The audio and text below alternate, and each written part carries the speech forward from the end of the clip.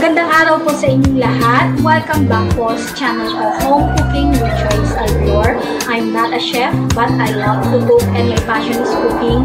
So I want to share with you guys my recipes in my cooking. Hi guys! Welcome back to my vlog. It's cooking time again with Joyce Albior. So for today, magluluto tayo ng simple at murang ulam pero masustansya at masarap. Ito ay ang ginatang sitaw at kalabasa. So ginatang kalabasa at sitaw. Ayan. So ito lang yung mga ingredients natin. Meron na tayong masarap na ulam.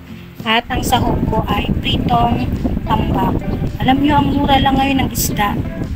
Ang half kilo ng tambakol ay 60. So, ang laki ng nabili ko worth 190 pesos. Ayan. So, 4 lang yung prinito ko. Para may ulam pa for tomorrow. So, let's start cooking!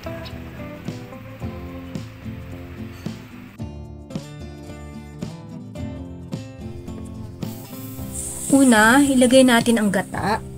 So, yung gata ng nyog, siya yung magsiserve as oil natin. So, lutuin natin for a few minutes hanggang lumabas ang kanyang oil. Natural oil. Ayan, after few minutes, tingnan nyo, medyo may lumalabas na ng oil.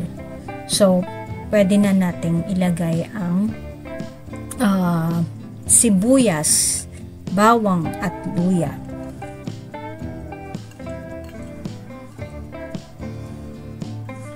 Ayan, so ganito yung ginagawa pagka maglalangis ka ng nyog.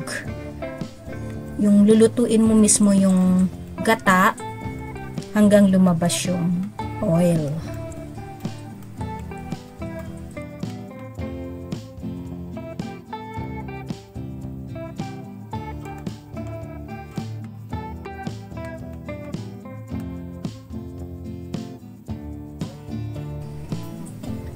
Ayan, ready to add na ang ating kalabasa. So, inuna ko ang kalabasa kasi mas masarap pagka yung kalabasa is nalutong mabuti. Yung tipong medyo ano na siya, madudurog na. Ayan. Kaya I put first the kalabasa.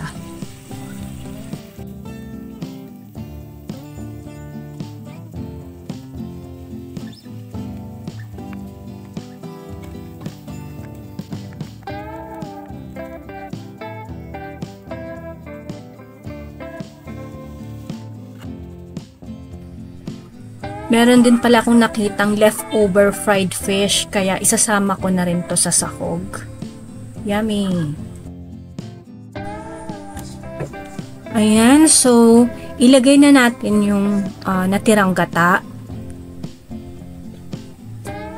Pero take note, magtatabi pa rin tayo ng konting gata para sa ating last na sauce niya, para mas magata. Okay? So, mas maraming gata, mas magata, mas masarap siya. And then, ilagay na rin natin ang sitaw. So, pagka naggagata ako ng kalabasa at sitaw, or sitaw at kalabasa, gusto ko yung overcook siya. Yung nadudurog na yung kalabasa.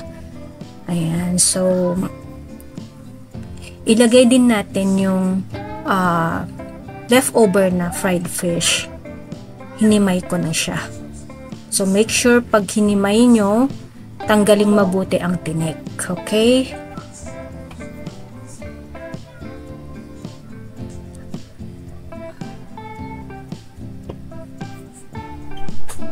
And then, lagyan na rin natin siya ng patis, pampalasa. So, kung wala kayong patis, of course, lagyan nyo ng asin.